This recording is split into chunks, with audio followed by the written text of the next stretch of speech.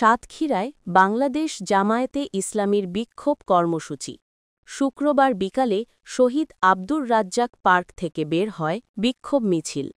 এর আগে পার্কে অনুষ্ঠিত প্রতিবাদ সমাবেশে বক্তব্য রাখেন কেন্দ্রীয় সাংগঠনিক সেক্রেটারি মুহাদ্দেস আব্দুল খালেক সহ জেলা ও উপজেলা নেতৃবৃন্দ। নেতারা অভিযোগ করেন, অন্তর্বর্তী সরকার একটি দলকে বিশেষ সুবিধা দিতে চাইছে।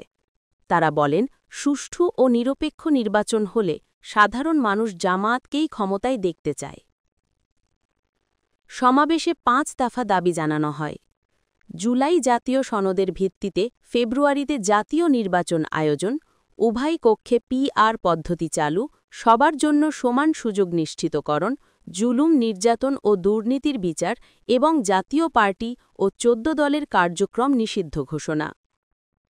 খণ্ড খণ্ড মিছিল শেষে জাতীয় পতাকা ও দাঁড়িপাল্লা প্রতীক নিয়ে শহরের প্রধান সড়ক প্রদক্ষিণ করে আবারও শহীদ আব্দুর রাজ্জাক পার্কে সমাবেশের মধ্য দিয়ে কর্মসূচির সমাপ্তি ঘটে।